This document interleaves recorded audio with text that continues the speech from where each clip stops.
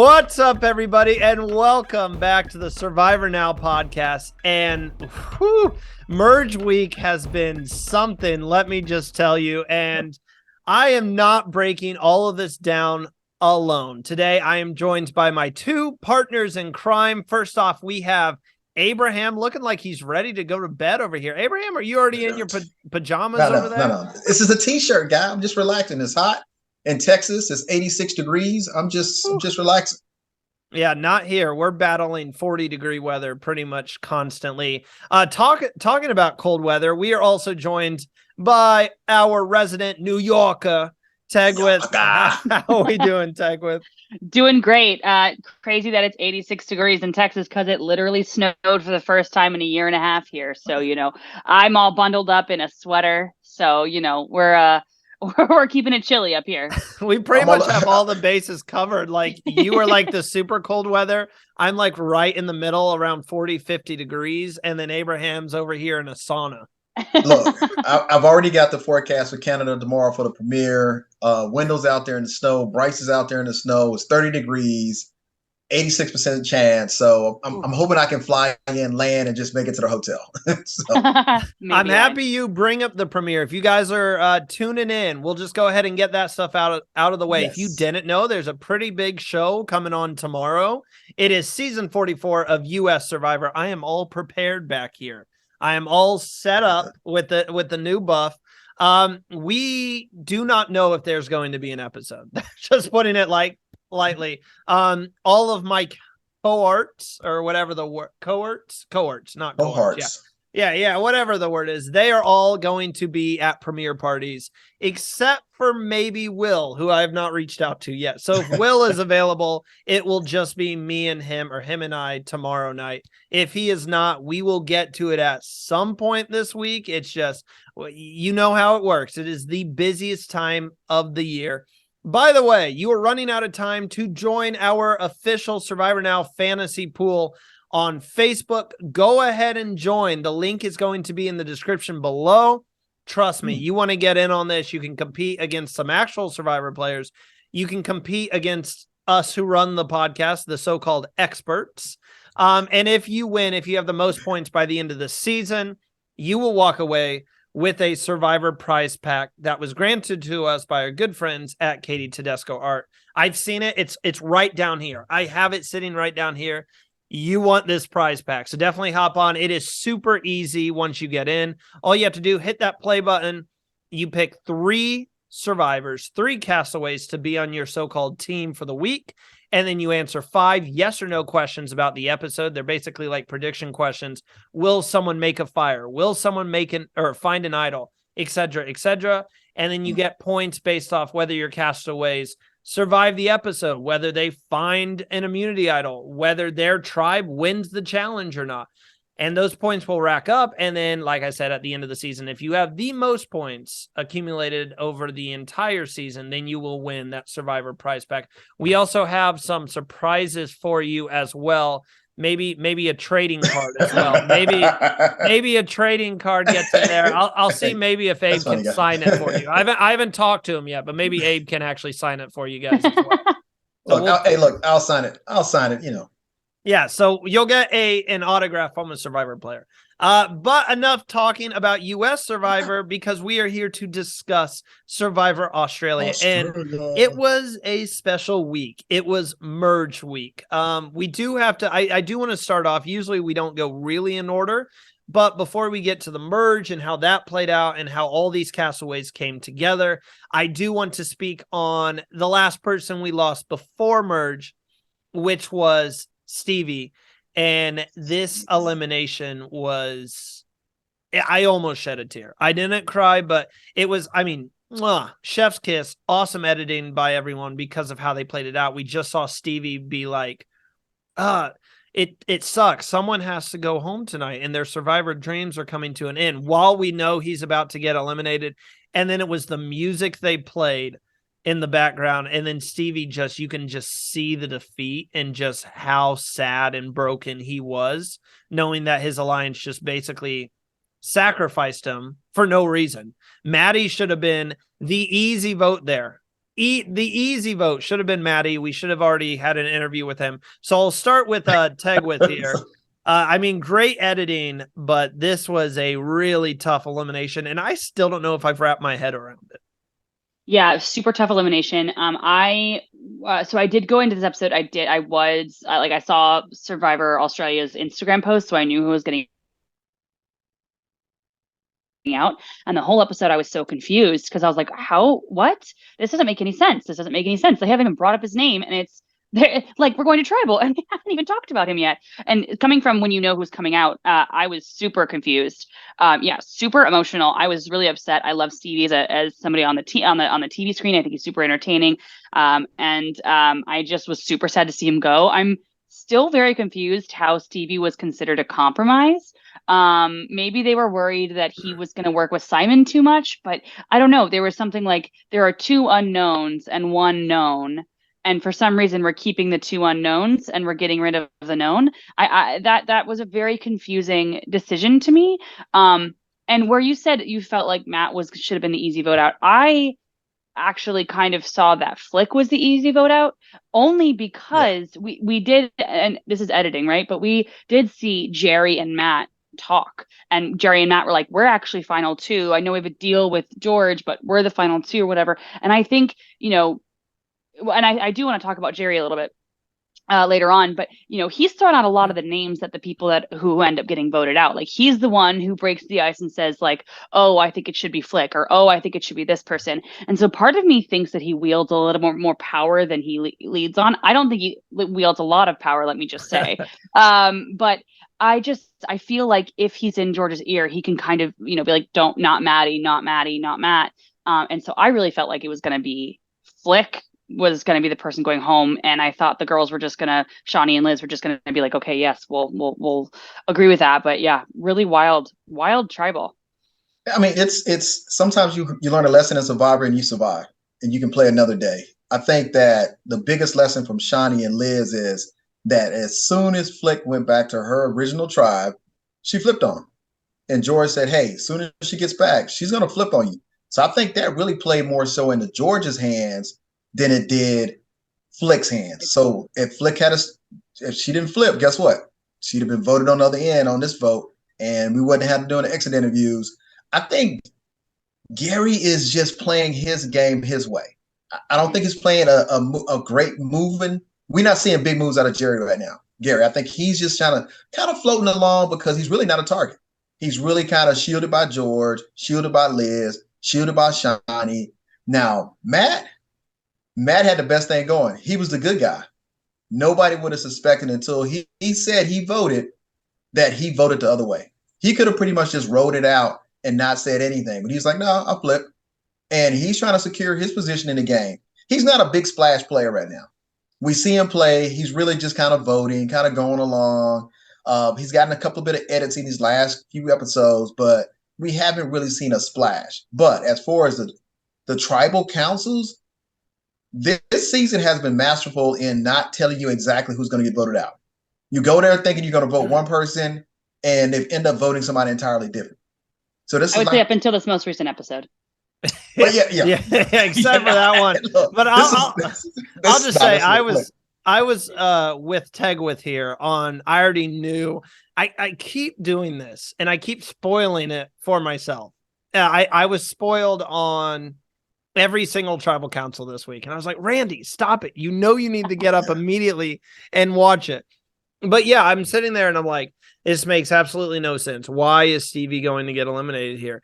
And I agree with you 1,000%, where it's like you have 2 players who you have not played with the entire game, or you have Stevie here who has played with you for at least the last 4 or 5 votes. And it just made no sense to sacrifice him for either A, Flick, who George knows is not going to work with them once everyone comes back together, or B, Maddie, who is still unproven.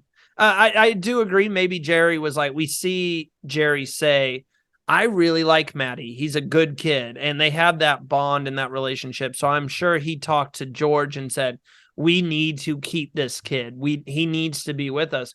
but it's a huge risk, and it worked out with Maddie. And we're going to be talking about him a lot this episode, I feel like, because I am still shocked. And one of the things that we've heard in these exit interviews is people say they were so shocked that Maddie flipped because he had this like golden child, this good old boy.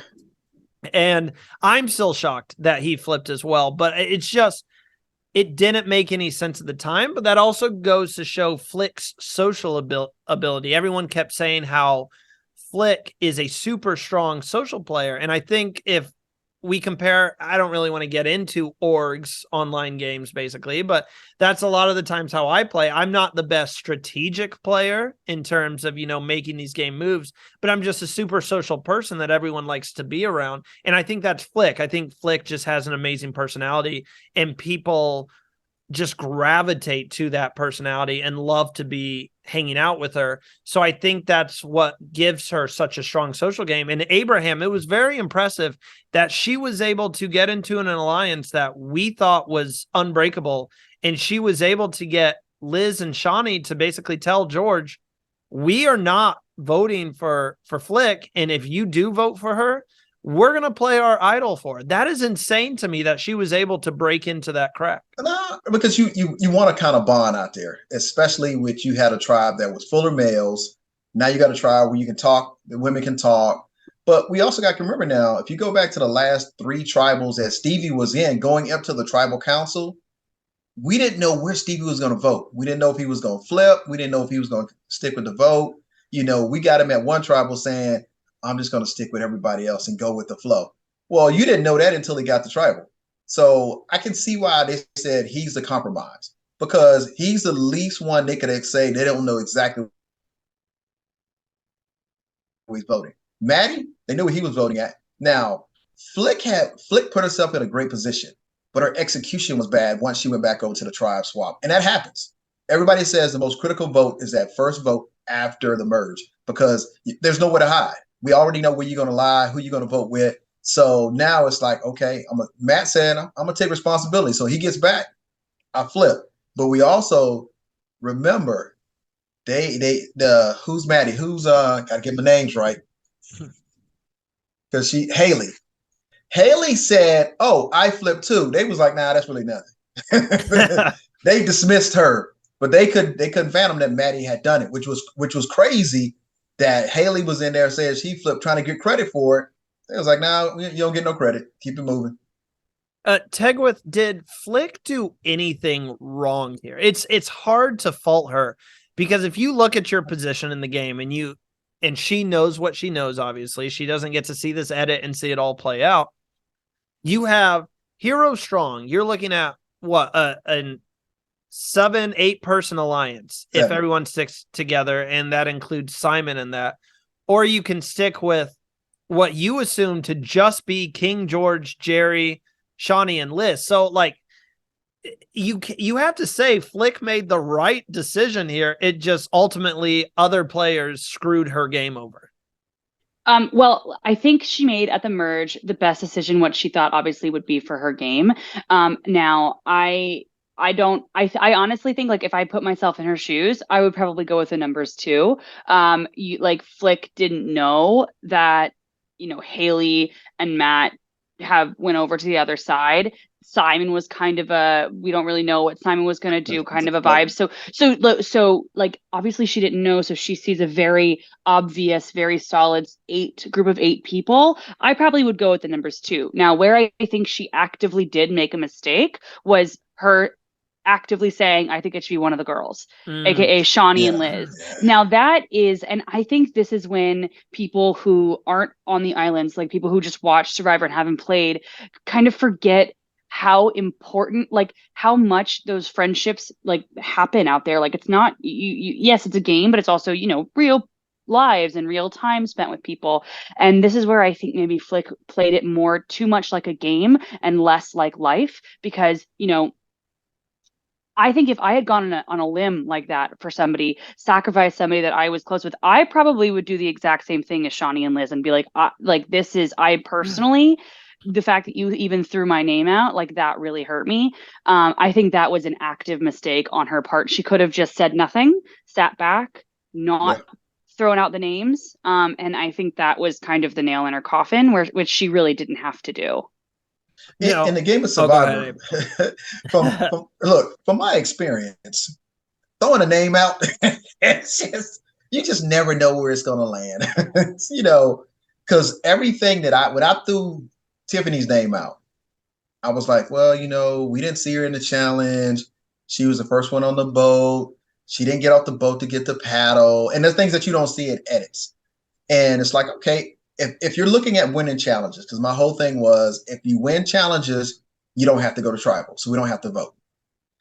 Nowhere did they see the fact that if you eliminate one male, you only have 2 males left. So the very next challenge, the next male off our tribe gets to go. And I think it's a game that you have to have a strategy at least 2 or 3 plays down the road. So if I was Flick, I'd be like, okay, if I side with them, what's worst case scenario? Because Haley, you got to remember now, Haley and George, this is the most I've ever seen caught cross-tribe talking at challenges, where this much conversation has been allowed to go on, where you're just talking to each other, passing information.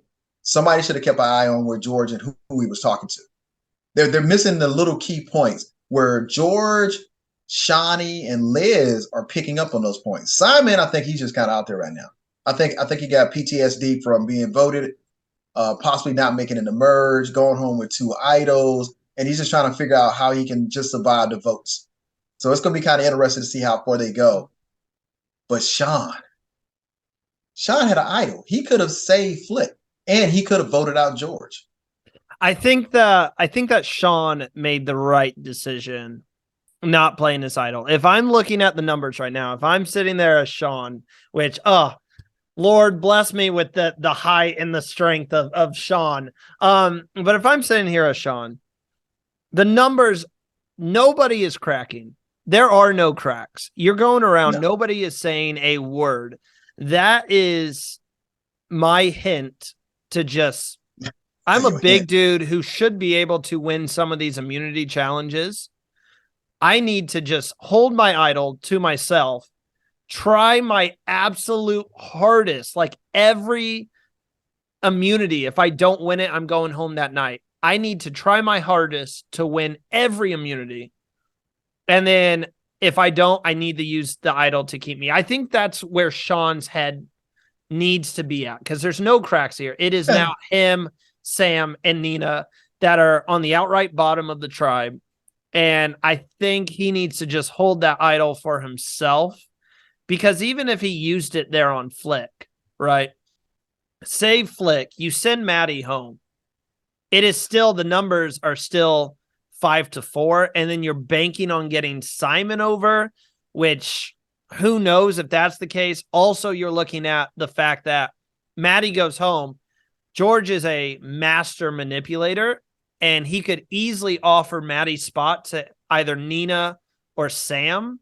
And if they flip, you're right back to where you were to begin with. So I think, my personal opinion, I think he made the right choice by keeping the idol, and I think he needs to just use that for himself, and he really needs to win out on these challenges, even though I don't feel like he's the next target. I think the next target is going to be Sam, then Sean, and then Nina, if I was to look at how it plays out, if this core 7 stick together. Now, don't forget, there's another idol waiting to be found. Mm-hmm. Flick walked right past it. Yeah. Oh, right. I forgot about that. So somebody is going to find that idol, and that's going to shift power over. Mm-hmm. I forgot to ask her about that. I was going to ask her how frustrating it was to watch it back and realize she was that close. But Tegwith, I mean, right decision here for Sean not to play the idol, or, I mean, where's the crack for these bottom 3? Because Abraham and I were talking before we started here, and I just don't see a crack. I think the next 3 episodes could be really boring if maybe a Haley doesn't jump over to try to get George out. But I mean, Flick was right. You're running out of the numbers to make a big move on George. Yeah, well, I don't really see a crack right now. I also don't see a group of seven sticking together for a very long Oh time. no. Like the one thing I was listening to a TV show or something, and they were talking about conspiracy theories, and one of the things about conspiracy theories is a lot of the times the reason why you can like kind of tell that they're not true is the larger something is, the more people that are involved in the need Yeah. to keep that conspiracy theory to like need that to be true, the harder it is to keep it down. You know what I mean? You think about how fast gossip spreads around an office. You think about how fast like things like this spread. A group of seven versus a group of three. A group of seven, there is going to be a crack. The seven is going to look at that three and go, three is a really small number. In three tribals, it could be me. I don't want that. I don't like that. I got to figure something else out. So while I actively don't see any cracks like right now, I think that there are some like Yeah. ways that they can be moved. Now, I think that Sean keeping his idol was, I think, the correct move. Let me also just say, while we're talking about idols, I also think it was the correct move for Liz to play her idol. And I know Oh a yeah. lot of people are like kind of getting down on her and saying like, "Oh, you shouldn't have played it. Oh, you shouldn't have played it." Hindsight is 2020.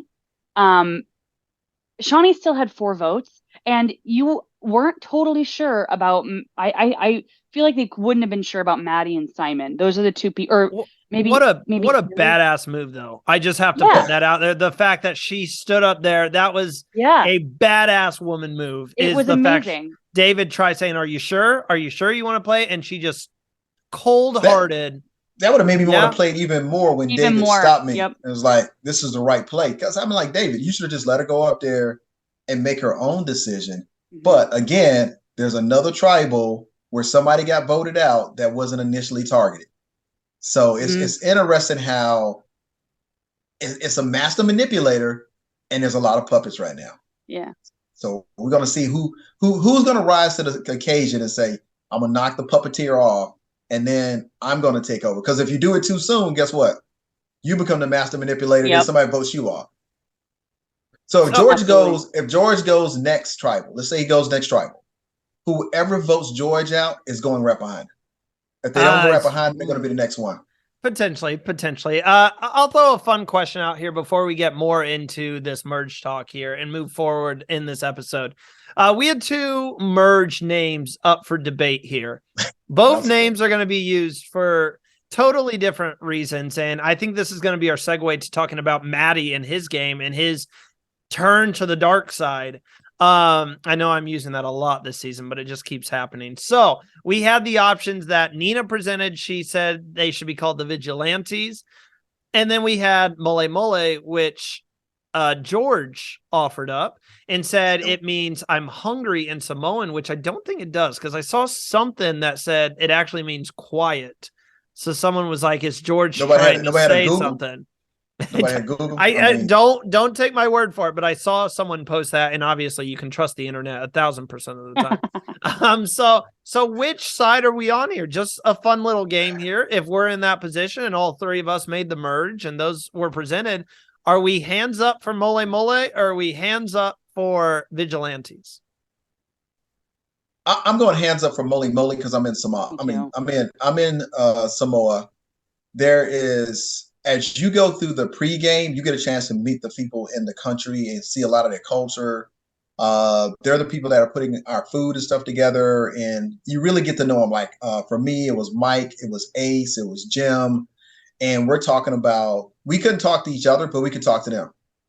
And they're telling us about Fiji. We're telling us what's going on. So you build a relationship. So I thought it was a great move to create the name. Now, not knowing what the name actually means in Samoa, now I do like the fact that they took the vigilantes and how they labeled themselves. Because you got Matt using it. You got the nicest guy using it. Tegworth, Like, where does this rank in biggest petty moves ever? Is it Oh up there? my God, it is up there. biggest petty moves. So that I literally it happened, and I just could see Maddie going like like it was just like I just could not. And then the fact that they even like George even said it at tribal, and poor Nina was like, oh man, like honestly, if I were Nina, that's what would be like. Oh, okay, like I'm gonna win this, and it's because of this. I didn't think I was gonna win it, but now I am because you guys did that, and I would be coming after you because it's so petty, but it's great TV. It's great. I mean, TV. I'll just throw it out there. I'm sorry, Nina. I get where your head was at with the name, but as soon as she said that, I was like, please don't name the tribe Vigilantes. Please don't. No. It's going to be remembered for years to come, but not in a good way. It's gonna be Mole Mole sounds like a Survivor tribe, but that's besides the point. Well, yes, I think Brandy. Let's give credit to Nina because you've talked about her all season about her sitting out challenges, and for the water challenge, she came in second. I have been giving her crap. I have been before we talk about that water challenge, because I do want to get to that because it's a challenge we all love in the game of Survivor. Let's talk about Maddie's game here. I mean, this is a kid. Am I old enough to call people kids? He's probably older than me, so I can't. Hey, look, no. How old is Maddie? This guy. Yeah, how old is he? Is he younger than me? Maddie. This is the one age we didn't have, I think. Maddie can't beat him more in about, we'll say 30. Oh, there's no way he is 30. Anyway, I'll look it up here in a second on the good old laptop here. But let me just open it up for discussion. What are we thinking about Maddie right now? Because this is a player who early on we didn't see a lot of. He was just kind of going with the flow, and I felt he could be up for Player of the Week this week in contention with a few other players because he really took his game by the throat and said, you know what? I'm going to what game? He's out here making moves, and he said, I'm going to control my narrative now, and I'm going to make my own choices. I'm not going to you first, Abraham, because you disagree with me. So I'm going to go to Tegwith first. What are we thinking about Maddie's game here? I'm really happy that we're seeing a lot more of it. Let me just say, I think it's really interesting to see Maddie and Jerry working together. I think that's a very interesting combo. And then the fact that, he's not only he's on the ins of this alliance, he's the one that named it. He's not, I feel like he's even not on the outs anymore. I think he's pretty far in. Now, let me say one thing about Matt's game. As much as I, want Nina to win because she's my winner pick, I do think that they made a mistake in that last episode voting for Matt. And I'm going to give credit to Ryan, my boyfriend, because he pointed this out when we were watching it. At the end, he said, well, now it's going to be a lot harder for those three to flip Maddie. You have to think about long-term longevity. Oh, yeah. If they threw the votes on George or on somebody who Sean, I don't know, somebody that is a little bit this seemed like a petty vote. You were with us and now you're not, so we're going to throw these votes on you. I honestly could see a world in which somebody could flip him back if they hadn't thrown those votes on him. And I feel like if I'm Matt, I'm like, you know what? Well, there's no way that you guys want to work with me anymore, and I'm now out. I can't even fathom that. So I think an interesting observation and an interesting thought on that kind of dynamic of Matt and the OG heroes. What does OG stand for? What? Original. Yeah, original. By the way, I did find out Maddie is 25. Yeah, he's my age, but I'm gonna. He's exactly your age. Well, he's probably older because I turned 25 last month. He's 25, but I'm just gonna assume he's turning 26 this year, and I won't be turning 26 till next year. So I'm gonna assume that he is a little older than me. But anyways, Abraham, please tell us why Maddie's game is not there. Well, for the first 12 episodes, we didn't even know Maddie played the game of Survivor. Well, that's not his fault. We know the edits is going to give your edits when your time comes, and really, what has Maddie really done besides say, oh, you know what? I'm going to join George. He was confused about that for a minute. He was like, I don't know. Let me think about it. And then he realized what was coming, and he was like, I'm going to jump on board with this group here because I know they're going to take me further. Vigilante ship. What I didn't like was what I didn't like was he was basically beating his chest. Like he had created this whole vigilante thing and he was mocking the other tribes. So just as much as they threw the votes out on him, I think the way he treated that tribal council may come back to bite him because it's like it wasn't your idea. You're basically a pawn in a bigger game. Now, saying that, if I see Maddie do something get a vote on somebody. Because we see in the premiere for next week, they're saying, hey, Maddie, who you want to vote for? He's going to have to throw somebody's name out there and say, hey, I want to target that person. And they got to get voted out. If not, Maddie is basically just going through the game, trying to make sure he's not the vote. I don't see anything else out of it.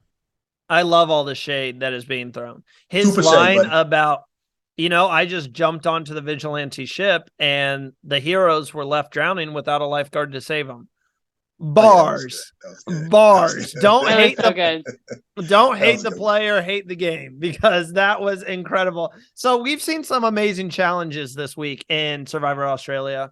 I just want to touch base on them really quickly here. We saw that fun challenge. It's always fun. It was kind of the challenge last season where Gabler had to like wrench it back and kept donating every minute, but instead it was just holding a single rope. That one's always fun. And then we got the last breath challenge, which, I wish they just would do it every season. I think it should be a staple of the show. I don't know. Maybe you disagree. Maybe it's like, you know what, hold it for limited appearances. But any thoughts on these challenges, guys? I know, Abraham, you're a huge fan of Survivor Australia's challenges. Well, I'm gonna go back to the beach because we found out from Flick that they had to draw rocks for positions, and that was crucial because if you're further out versus being further in, it's going to determine how the tide hits you. Now we saw Carla in her season, and it was Carla and somebody else. They won it. They actually outlasted Owen. They outlasted the tide basically. It's a difficult challenge, man, because you really kind of thinking that you might die because of the water. You're thinking, I'm underwater, I'm trapped in a bar. What if something happens? Now you got a lifeguard and Matt. You got Flick, who's a world-renowned surfer, so is used to being in the water, and you got Nina. I like to point out that Nina stuck in there to number 2. Nina had such a weird strategy. It's something we'd never seen before. While everyone else was using like their hands to like get air, Nina had this strategy of like plug her nose, and then when the water would come in, the tide would come in, she would start blowing the air out, and basically you just saw this constant stream of bubbles. And then obviously when the tide kind of went back down a little bit. So I thought it was really interesting. I don't know how she lasted that long doing that strategy. But I mean, props to her, because I know, 1, I'm a little claustrophobic. 2, you put me under a cage, even though I have control, I'm instantly going to start freaking out about what if I can't get out in time, yada, yada. And 3, the moment water goes up my nose, I'm out. So I'm out of that challenge in like 3 minutes. So like props to her, but it was kind of surprising to see her go that far. Tell me, I mean, how would you enjoy the challenge? I liked him a lot. Let me just say, whenever I watch, so I have my handy dandy notebook when I watch, because I'm a weirdo, and I always ask Ryan, and I'll write it down, who we think is going to win the immunity challenge and who we think is going to be voted out. I just want to say, Tegwith thought Maddie was going to win the immunity challenge. And I just want to say Tegwith thought Liz was going to win the immunity challenge. So, like, I mean, I am boom, boom, boom, killing it. No, but I really liked these challenges. I always love Last But Gasp. TikTok is going wild with that one because they're like, oh my God, Survivor Production is waterboarding people. And I'm just like, oh my God, this isn't new. So let's just move on. I've seen like 4 TikToks about it. It's hysterical. But I always love it. I always think it, adds a very, interesting, dynamic or whatever, because the players can't hear at all or can't see what's going on. So in theory, people could be like strategizing on the bench. I don't know. I think it's a very interesting one. And then I did like the one with Liz. Can I just say I'm also here for this Simon redemption arc where now Simon is rooting George on. 10 out of 10. I'm not here for it. I am. I think I might be the only one. I am a huge Simon fan. He's a broken player. I think I don't know that he's not going to win, but I don't know. I find myself rooting for him a lot. I don't know why. So I was, when he was like rooting George on, I was like, yes, Simon, yes. But yeah, I thought the challenges were great. I mean, before we get on to Simon, that's literally where my mind was heading next, is we got to talk about Simon's game and where this lone wolf is at now. I will say the last challenge, I forgot about it. I thought this was really unique. I had never seen this. I probably have. I just forgot about it. The one where you had to hold the bags above your head and you that's Oh could been regular pass it Survivor. yeah. That's and been use US Survivor. teamwork. And I thought that was really fun to watch, where the Heroes 2.0 tribe was basically just passing it like hot potato. It's like, oh, I can't take it anymore. I can't. Props to Nina as well. I mean, I have been giving Nina shit all year about sitting out in challenges. She killed that puzzle. She was actually like taunting Stevie. She was like going super slow at the end. Yeah. Loved it. And then obviously the last breath challenge, she did really well as well. So I mean, props to Nina. I'll say she's shutting me up. She's shutting me up right now. But As she should. yes. Yeah, obviously, if you guys are just now joining us, they're biased towards Nina because that's their winner pick. My winner pick is already out of the game, long gone. But let's talk about as always. let's talk about Simon. This was the biggest questionable thing for me this week. I saw no chance that Simon would leave his idol in Sean and leave the big boys to go with this new alliance. And if you guys think about it, on that David vote, I mean, yes, you could say Maddie, same thing for Maddie and Haley and everything, but I really think those two were gone at that point. I think Simon was really, he kept saying how he was in the middle. And I think it's the most shocking thing this week is that Simon went to work with George, a man who's made him look stupid the entire game, a man who continues to just undermine him and get out everybody that Simon wanted to work with and yada, yada. And yet Simon, and this is why I'm going to try not to get into a rant here. This is why I was ranting to Abraham before Tegwith joined on tonight. That's why I then ranted again. It makes no sense to me that Simon went again to work with George. I understand the whole underlying aspect of no one's going to expect us to work together. But I thought Simon, I don't know, Simon was in a tough position. George had a great pitch. Look, no one likes you in this game, Simon, so come work with me. I will bring you in. I'm just concerned, where does this leave Simon now? Because we saw Flick say her last plea was, you're running out of people to make a move on George. I know that's what you want.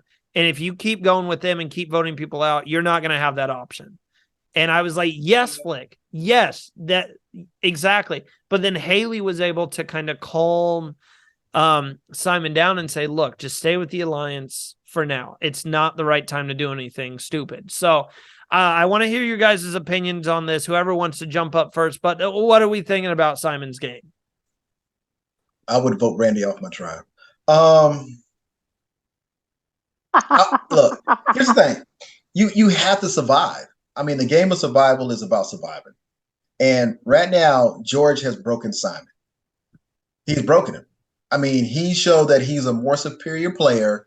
And here's the thing about it is, Simon walked into it. The way his playing style up until that point, he walked into everything George had set for him. So now he has to figure out, how can I get one more day here so I can figure out how I have a chance to win Survivor? And that's what he's doing. He's like, look, and George is right. Nobody would ever suspect that them two would play together. But nobody still trusts Simon. He's there, but if he doesn't vote the way they want him to vote, guess what? It doesn't make a difference. They still have the numbers. So you can let Simon do whatever Simon wants to do, because anybody that goes with Simon won't have enough votes against George and the Spice Girls. And here's the thing. Simon broke himself by going against George and being singularly focused on that. Because you notice now, he don't say anything to George at all. He don't taunt George. He don't say nothing to him. He's like, hey, whatever you say, George, I'm good with.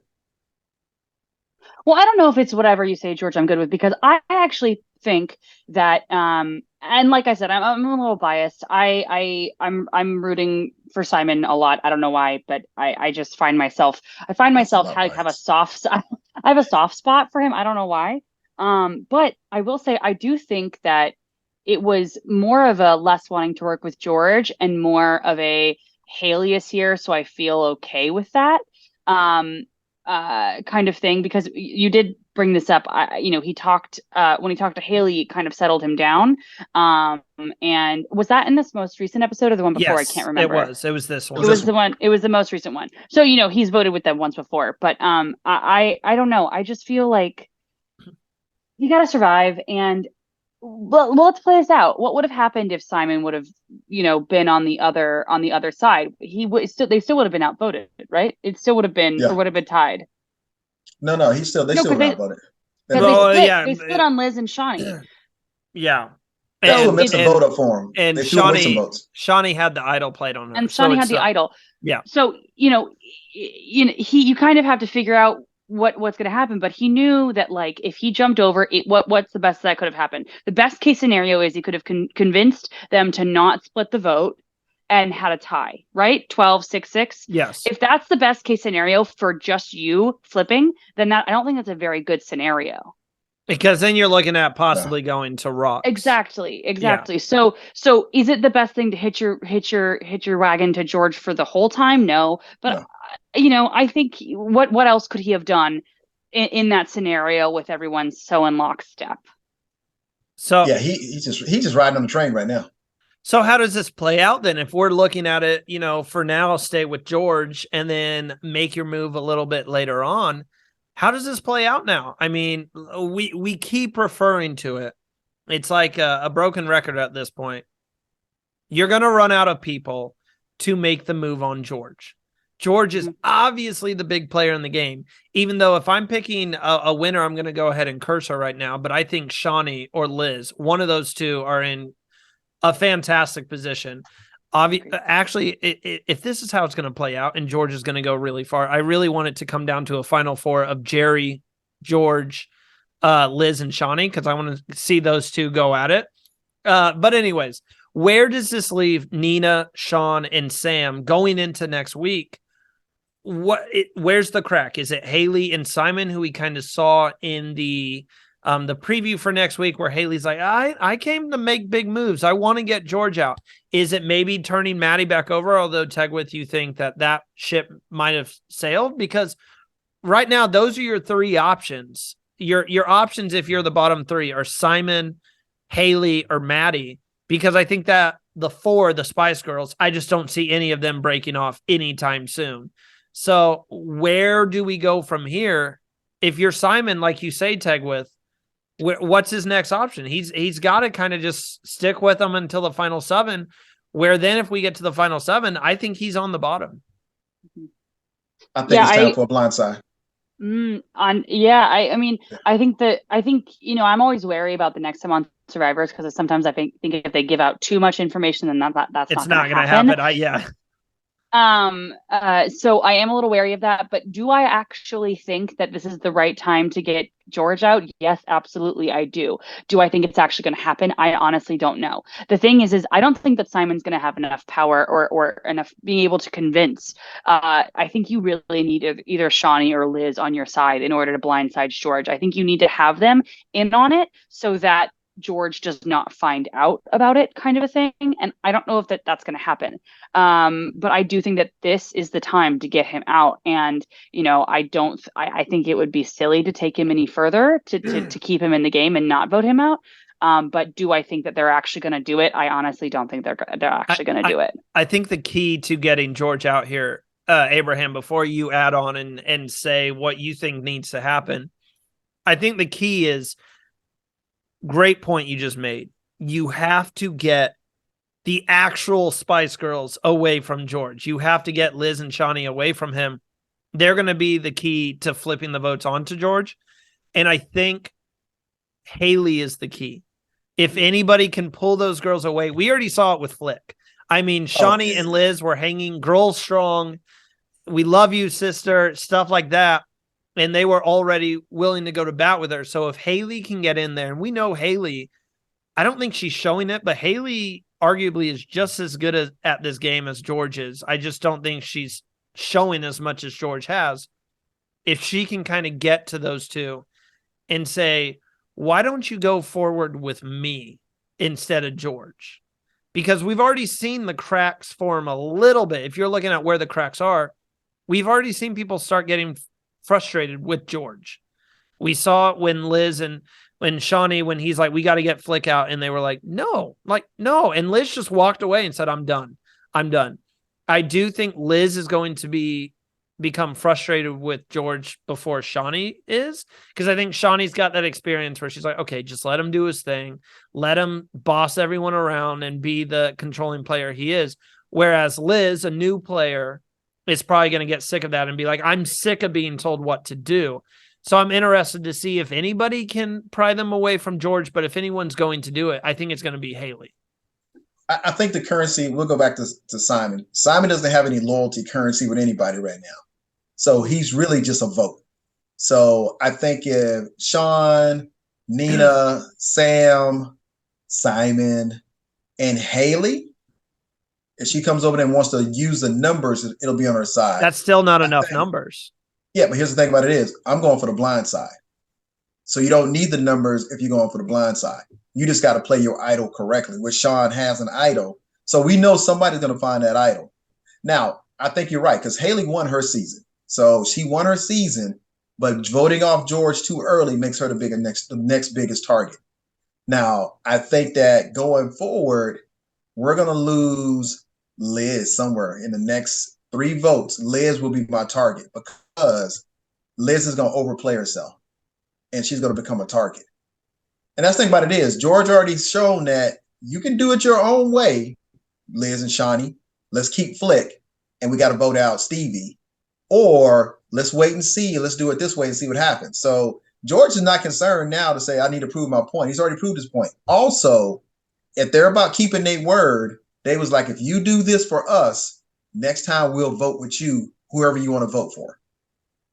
So that's going to be pretty interesting because he's going to be like, wait a minute, you just said if I did this, you're going to do that. So it's going to be interesting as we get down to those last 6 players, those last 6 or 7 players, because now it's dicey. Because if you mess around and let George get to, he's sitting in front of the jury, guess what? There's nobody in the jury unless they petty, which Survivor can be petty. There's nobody in the jury that says George shouldn't deserve to win if he's sitting next to any of them. There's nobody playing right now in the game that if he's sitting next to him that he shouldn't win. I think George is playing a dangerous game with how he sends people out of the game and the comments he makes, like when Flick was about to be voted out and he just kept making, we got her. We're going to destroy all of them. And like comments like that. He's playing a dangerous game because if he does make that final 2, I remind everyone, if you're watching and you usually watch the US, it is a final 2. There's usually a final immunity challenge, much like it was in Classic Survivor. So if George is sitting there with I don't know, if George is sitting there with Shawnee, they go to the end together. Who has more friends on the jury? Is it Shawnee or is it? That's a petty jury. No, I disagree. I think if Shawnee and George go to the end together, I think Shawnee wins, even if it's not a petty jury. Because I think that Shawnee, the first thing she says is at vote 1, George was the vote. George was the vote 2, whatever. I kept him in because I know that he would be a good shield for me. I think Shawnee wins if she makes it to the end, pretty much against anybody. But I love Shawnee a lot, and so I think I'm biased. But to the entire assignment, she was. Wait a minute, tell me, you can't be sympathy to Sean. To everybody, no, I don't sympathy for Sean. Not Sean. I like Simon. I like Jared. Nina. I like everybody. I have a lot of love to give. I agree with you though. I think Shawnee is the favorite to win right now. If I look at the remaining cast, I'm like, who beat Shawnee? If Liz is sitting there, what did you do that Shawnee didn't? So you're moving George out. I'm just saying, for an example, if George is sitting there, what did you do that Shawnee didn't do? If Liz is sitting there, what did you do that Shawnee didn't do? And that goes for everybody else. No, see, here's the thing. Who can beat Shawnee? Here's the thing about it is, if Shawnee and George are sitting next to each other, George is just going to go down his list. Prime example. He said, if you vote out one of ours, we're going to vote out one of yours. Next move, what do they do? Vote them out. So Shawnee's done the same thing. She hasn't been that vocal. I think she's been pretty vocal.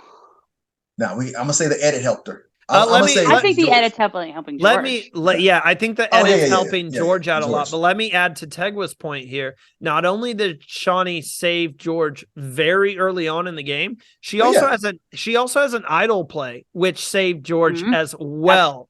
I forgot about that. Yeah, he would have been eliminated if she did not get up and say, "I'm playing my idol for George." That is now, if she pitches it correctly, that is now 2 instances that she's kept George in the game.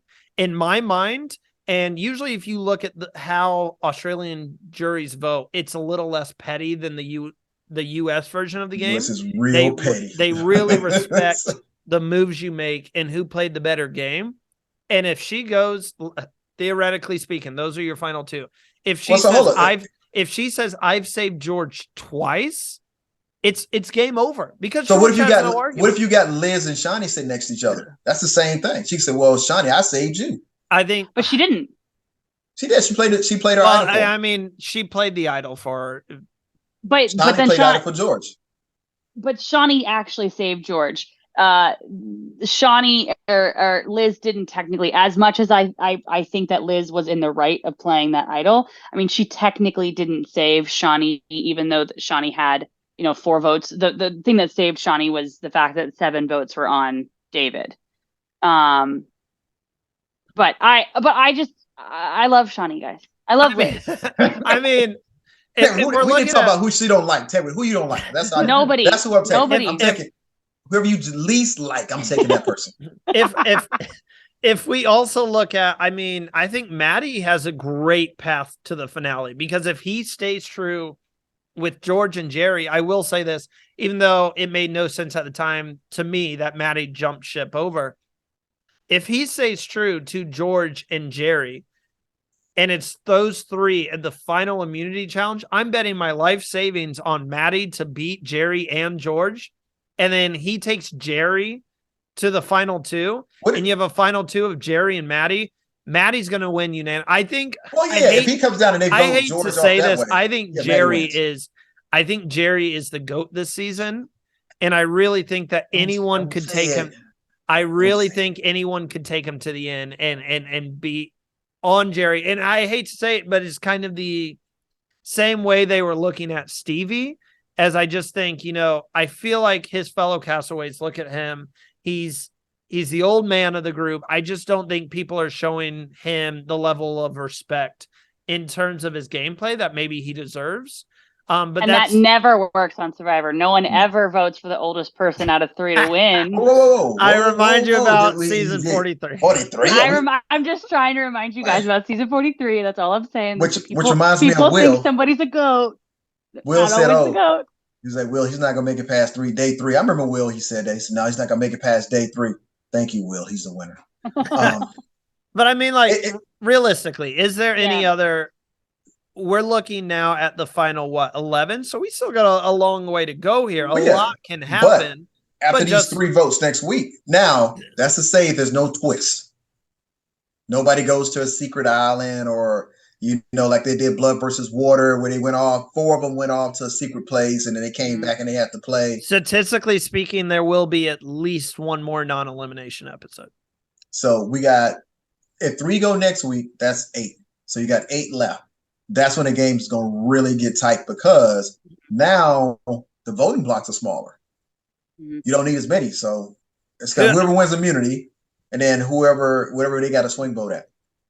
Okay, let's make a few predictions here before we kind of wrap up, because these podcasts are probably going to get a little shorter. I noticed that in my notes. I didn't even take notes for the first episode of the week, and then it's just kind of the merge now. So there's not as many tribe dynamics. It's pretty, especially this last episode. It was straightforward. That Flick was going home the entire time. But let's make a few fun predictions. Who finds the idol, that mystery idol that Flick walked right past? Nina. And to add on to that, who is the next one to get eliminated? I'll go first. I'll give you guys a few minutes to think it over, because again, I just kind of threw it on you. I actually think this is setting up for a Simon idol successful play. I think Simon is going to find the idol, and I think that might be his only way to get George out. And that would be a great story arc to the season. Simon finally plays the idol right to cut the head off of King George, Game of Thrones style. Yeah, dead. And then in terms of who I think is in the most danger, I don't see George going. I do see George going out next week. I do think it's coming. I don't see it being in the episode that they're hyping up. George is going to be eliminated. So I am going to say I think Sam is going to be the next vote, and that is my prediction. I do think the 7 stay strong for just one more episode, and I think Sam is going to be the one going out. We'll go to Abraham first. What do you think, Abe? I think that Sean is going to confide in Simon and let him know he has an idol. They're going to misplay it. I think Nina or Haley finds the hidden immunity idol. And I think the next person that's going home will eventually now be Sam. 2 votes for Sam is the next one. Not looking good for Sam. Sam, maybe Tegwith has a different opinion. Maybe she says you'll be good. So I think that Haley will also find the idol. I feel like it's going to be kind of a maybe Haley or maybe a Shawnee. That's who I'm feeling. And I am a little nervous for 2 people. The first person I'm nervous for is Sam. The second person I'm nervous for is Nina. And the reason why I am nervous for Sam and Nina is because Haley found out that they were going for her when they were on the what's it called, the Villains 2.0. Well, yeah. The mutiny one where Liz mutinied, and Haley found out about that. And I feel like there was a moment in time where George was talking to Jerry, and George said, once we get out, this guy, and this guy, your revenge plan will be complete. And in my mind, he's had that same conversation with Haley, and I'm worried that Sam and Nina are on the chopping block next because of that. Well, I know George was pretty upfront with Nina when she was concerned about was she on the chopping block. He was like, I have no reason to vote for you. Yeah, I think Haley has a reason to vote for her, though. And And so I think, George has a lot of power. He really does have a lot of power. So if they're not going to go for George, which I don't think they are in the next episode, I'm worried that, Haley has the ear of the king. And I think if Haley can get that little message in there that it could be Nina, which let me just to be clear, I do not want. I want her to win. I was going to say, you guys don't know how much it's probably hurting Tegwith to say that Nina is in danger. I mean, props to you. Maybe Nina, I just don't see a path. I don't see any cracks. I know they've got to be there. I agree. It's very unlikely that this vigilante group sticks together. But it's hard to see the cracks. I do want to mention a super fun thing that I want to bring up, something that would never be allowed on CBS television or never be allowed in U.S. Survivor due to some very big allegations, is King George swimming nude, just going out there. We went back to Richard Hatch time. That's all. Everyone's laughing about it. Flick's like, George, I'll go nude swimming with you when we get back. Something that is this funny, or were you kind of surprised to see it? Because it would just never be allowed in U.S. Survivor. I feel like the moment you went, no, that's not true. Swim, did you guys go nude swimming? Hold on, let me tell you something. That's not true. At times during the game of Survivor, you will be nude. Oh, I figured. If the cameras choose to capture it, that's a whole different other ball game. But it's there. You get so comfortable so quickly. Like, we literally were drinking out of each other's water bottles. We had to go do something, and everybody was like, "Hey, which water bottle?" We have no markers, no names, but we're dying of thirst. We did not care. You just don't. It's a part of the game. You don't really pay attention to it.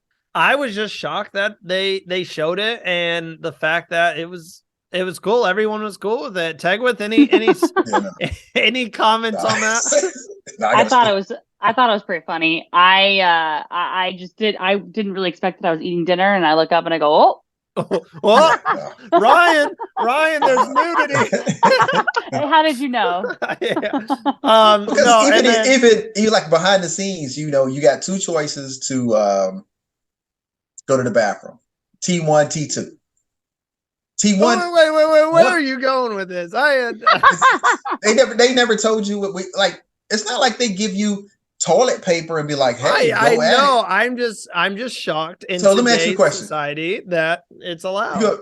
You gonna go in the ocean with your shorts on? You done ate chocolate cake? I think we all. I think you asked David about that chocolate. So you done ate the whole chocolate cake, and you're gonna go be like, you know what? I don't really like these shorts anyway. I mean, you're going in the water. Abraham, I get what you're saying. I'm just saying that I'm shocked that you can walk on the beach naked. We are in the world where that could come off offensive. That's where I'm getting at here. It's not like the Richard Hatch time where he literally walked up the beach naked and was acting crazy. But here's the thing: there are times because of the comfort of how you feel around people, and everybody's not as comfortable around everybody else. I'm not saying they are. At times you're like, man, I go to the bathroom. You go into. You're not taking your shorts with you. I get that, and I agree. I hope not. I agree 1,000%. I mean, it's something. And you don't look. You don't want to get swept out the ocean. Abraham, I'm just the saying, tide is crazy, guy. I'm not talking about someone using the restroom. I'm talking about just in general. The past few times someone even got close to being nude, it was reported to the show and became an issue. That's why I'm shocked that Australian Survivor was just totally cool with it because, like I said, past couple times it's been reported where no. They only showed him. He went swimming. He came back. Got out, put a towel on, and they didn't let him turn around, and he probably turned around, and everybody saw him anyway. And they just said, "Hey, you go," and it's a meme now of what they saw. But it happens. I mean, and you become so comfortable around being around each other, and you like, okay, I got to still go. I'm gonna jump in the water, and salt water is the worst. Salt water is a killer. Now for the 3 viewers we still have left after talking about how to use the restroom on Survivor. I will say it was also nice. This is a perfect time to bring up. They had a wonderful merge feast. If we're talking about food now, they had Survivor bring back the merge feast and not this like half the people eat it and half like. Just feed them. Just the one time. You can do the starving for the entire season. Just bring back the merge feast because it's really fun to see everyone. Congratulations, you made the merge. Just enjoy yourselves today and stuff. Well, hold on.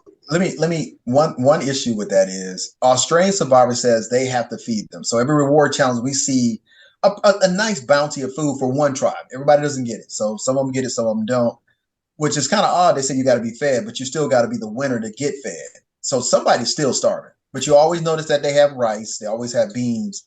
The amount of food that you put in that you don't eat after a certain amount of time, it's gonna hurt.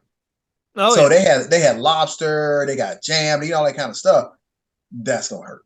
So you think about that on U.S. Survivor.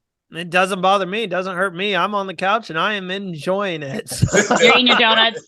Eating your donuts, sitting on the couch. I had chips and dip today, and I was just, yeah, oh yes, people are starving, not me. But I will say, was there anything that I forgot this week? Anyone you want to shout out or anything before we start to wrap up here? Oh, love the awkward silence. Okay. I think we covered it all. Oh, the one thing I did want to say is just on. Let me just say this was on about going after George. I think if one thing I said in a past episode that we did was that keeping Simon around is a good scapegoat for when somebody wants to vote out George. I just want to say I know that we were talking about whomever votes for George, whomever like leads that crusade against George. I think, and specifically Haley, I think Haley is going to be the perfect person to make it seem like Simon thought of the idea, have make Simon be their scapegoat, and really kind of be, hey, Simon, you wanted to do this. What do you think about, like, put that little thought in his head. And I really think that could be something. And then right after that, you cut Simon because, he's the one that got out George. So, he's going to be the one. I would be super interested to see if that is a thing that could happen. And I really think that that's something that I would probably do. And I think that'd be very interesting. It would be a Haley move for sure. I'll be rooting for Ted when she do it on the show. Oh, he's voting me off, but he's rooting for Tegwith. I'm voting you and Will off immediately, guys. I'll let y'all get to the second tribal. Then, if you're on my tribe, I gotta vote you. He's lying. He would work with me in a heartbeat. But thank you guys so much for tuning in. We're not quite done yet. I do have some housekeeping stuff, but I think we covered everything that there was to cover in what was a very eventful merge week. And obviously, it's going to be really interesting moving forward to see where the cracks start to form in this vigilante ship, and if the lifeguard himself starts to drown. Sorry, it just doesn't work the same. I tried to do this cool thing like Maddie did. I'm not that cool. We found out he's older. He's older than me, and he's cooler. But anyways, we have a lot of coverage for you guys this week. Once more, if you guys have not joined our Survivor 44 fantasy pool through Facebook, make sure to do that. Links in the description below. In terms of coverage this week, we will have a Survivor 44 recap for you guys at some point.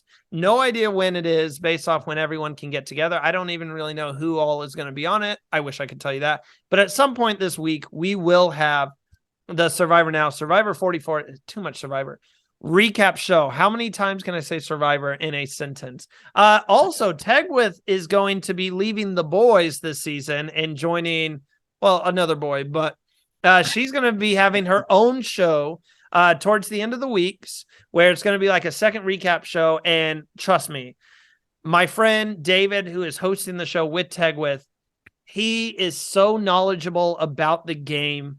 And he's like a historian. He has like every season on DVD. He can go back and pull out this happened in this season to this person. And I just know Tegwith, obviously, a huge fan of the show. She's going to be amazing. I can't wait to sit and watch myself. So Tegwith, I know you guys spoke about it last week. By the way, this is their show. This is their thing. I'm just kind of editing it. I'm letting them take the show wherever they want to take it. So, Tegwith, what can you tell us about Survivor Social? Yeah, we're super excited to kind of, talk about the season and talk about just kind of Survivor in general on the show. We have a lot of really great ideas for the season. We have some friends that we want to invite on the show. And we just are super stoked to, do a really deep dive into this season, how it correlates to past seasons. I think it's going to be a lot of fun. We're going to have, talk about pretty much everything under the sun Survivor around specifically 44. So I think it's going to be a really fun show. We are both super stoked about it. And yeah, it's just going to be a 10 out of 10. Trust me, guys, I am literally so excited. Like, I know I'm in this Survivor now bubble with them, but I am just, it's going to be so good. I'm going to grab a glass of wine and I'm going to sit back because I know Tegwith and David are going to do so good. Abraham and I might get on like a Zoom call and just watch it together because it's going to be pure entertainment. But yeah, so we have that. We've got exit interviews coming up for you guys next week. I don't know how many. We find that out kind of towards the end of the week, but we will continue to provide exit interviews to you guys when they are made available to us. If you haven't checked out our exit interviews this week, we were lucky enough to have an interview with all three castaways who were eliminated, David, Stevie, and Flick. You can check that out right now on our YouTube channel. Speaking about that YouTube channel, if you enjoyed this video, hit that like button, subscribe to the channel. Also hit that little bell down there because you never know when our videos are going to be uploaded. We don't really have a set schedule. It's whenever we can get to it. Obviously, this is not our main profession. So whenever we can get on to record these episodes. So turn on that bell to make sure you never miss an episode. If you're listening on Spotify, follow the podcast and leave us a rating. We would really appreciate it. It helps the podcast continue to grow. And we just appreciate the world from our fans. And thank you guys for tuning in and listening every week and putting up for the crazy antics that Abraham and myself might. Hey, look, we spent 30 minutes here talking about pooping in a jungle or whatever. And Tag was like, oh gosh. But yes, thank you guys again for tuning in. And as always, we will catch you guys next week. Don't forget to tune in to CBS tomorrow. I don't know when season this is premiere of don't Survivor 44. Yes, 2-hour season premiere on CBS tomorrow, tonight, whenever you're watching this. Basically Wednesday, March 1st. Make sure to tune in and be on the lookout for all of our season 44 content.